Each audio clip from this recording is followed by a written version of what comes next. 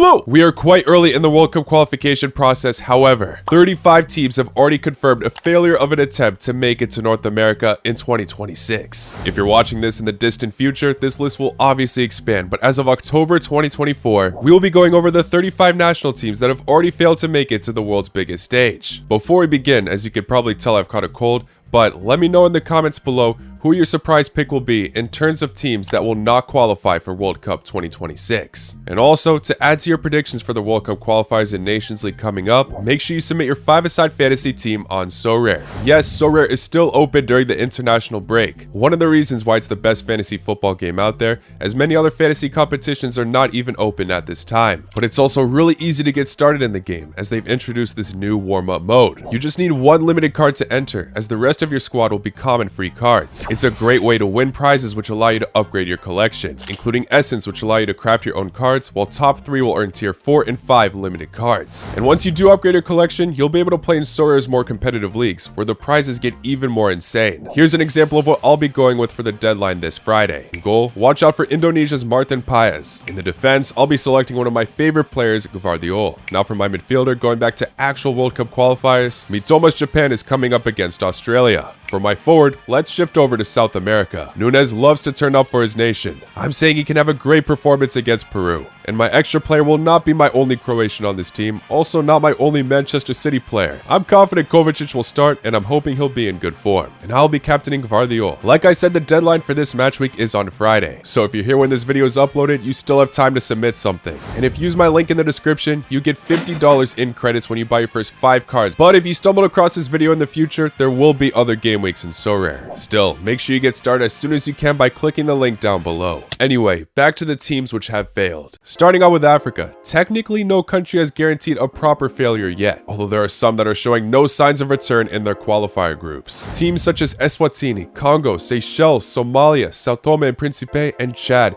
have registered only losses and not grabbed a single win in their 3 or 4 matches played. CAF has so far only played their first 4 match days in this specific round, and there are 6 more to go. Their qualifier process is a bit strange, as now they're taking quite a long pause to focus on AFCON qualifiers as well. Their last World Cup qualifier match day was in June, and they'll be resuming once again in March. But it is important to note that there is one country that did guarantee that they will not be playing in the 2026 World Cup because they withdrew from qualification: Eritrea. The biggest reason circulating online is fear in their players fleeing while they're playing abroad in order to seek political asylum. Another thing I'm seeing popping up though is financial difficulties. Either way, they're the only country to withdraw from World Cup 2026 qualification and the only country in Africa that will definitely not be playing in North America. However, let's move on to UEFA. Another team that will not be playing in qualification is Russia, not due to withdrawing, but because FIFA have banned them since the last World Cup qualified campaign after many countries refused to play against them. UEFA are the only confederation that have not begun their World Cup qualification campaign yet.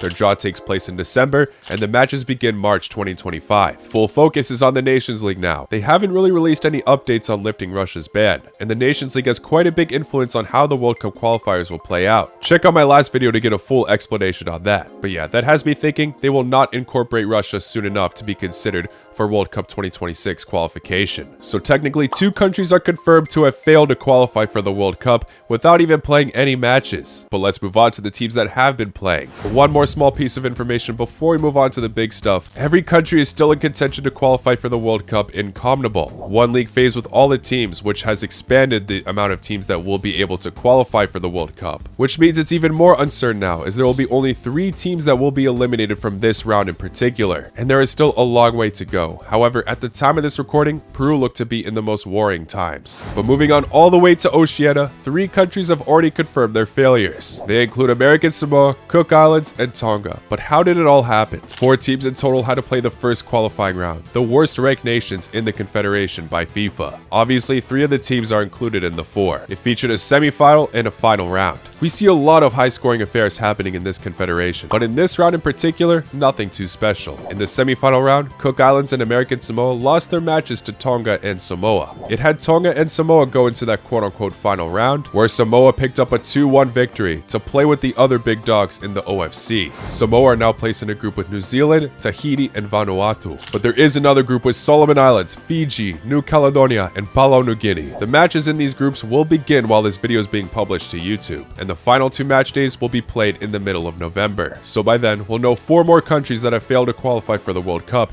as top 2 in each group advance to the next round. My predictions for the teams that will fall short here are Samoa, Vanuatu, New Caledonia, and Papua New Guinea. But if you're here from the future in November and I'm wrong, congratulations. Unfortunately though, at the end, almost all these teams will not be playing in the World Cup, as the OFC only get 1 confirmed World Cup spot minimum. Maybe 2, depending on how the intercontinental playoffs go. CONCACAF will be interesting, as 3 powerhouses have already secured a spot since they're hosting the tournament, leaving somewhat more of a chance for the underdogs to shine in this confederation. However, 2 national teams have confirmed they will not be playing. It's the US Virgin Islands and Turks and Caicos. Similar to Oceania, they went through a first round with the 4 worst ranked teams in the confederation. However, there was no final stage like Oceania, just these 2 matchups with 2 legs. Both legs for both matches only saw draws. British Virgin Islands advanced over the US Virgin Islands on penalties, along with the matchup between Anguilla and Turks and Caicos. Anguilla, the 2nd worst national team in the world, advanced on penalties over Turks and Caicos. Although Anguilla are the 2nd worst ranked national team in the world, keep in mind all 4 of these national teams are the worst ranked teams in the world, only above San Marino, meaning the inevitable will most likely happen to the ones who won the penalty shootout. But for now, they can celebrate being in the 2nd round, which just like Africa,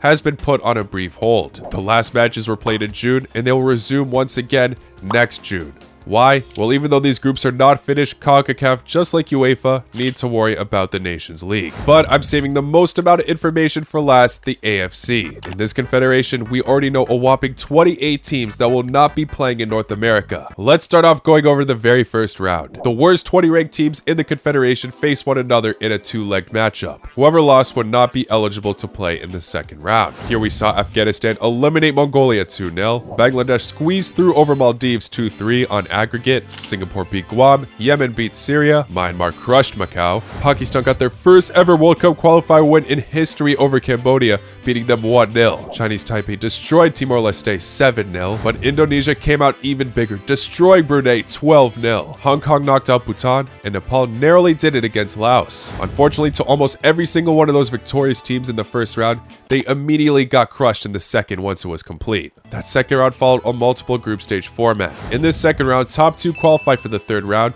and bottom 2 have no chance of revival and have failed to qualify for the World Cup. The only one to survive both the 1st and 2nd round is Indonesia, who have been on an incredible rise lately. But of course, there are some more that have been added to that failure list, so let's take a look group by group. Group A saw both India and Afghanistan get eliminated by the same amount of points, but Afghanistan obtaining a far worse goal difference. To be fair to both countries, it was close with Kuwait, who finished 2nd place and got 2 more points than both of them. And there was a ridiculous amount of controversy in India's final match against Qatar. India were 1-0 up, and if that result stood, they would have been through to the next round. But Qatar equalized, scoring a goal after the ball clearly already went over the line. No review at all, the goal stood, and they quickly scored another, defeating them 2-1. The cruelest thing is that before the match at this point, Qatar had already secured a spot to the 3rd round of the qualifiers, and Kuwait just defeated Afghanistan 1-0, so nothing went in favor for the most populated country on earth. Yet another World Cup missed for this nation is upsetting, and it raises the question, will we ever see them qualify for the World Cup in our lifetimes? For Afghanistan, unfortunately, was not too much of a surprise, as we've never even seen them qualify for the AFC Asian Cup.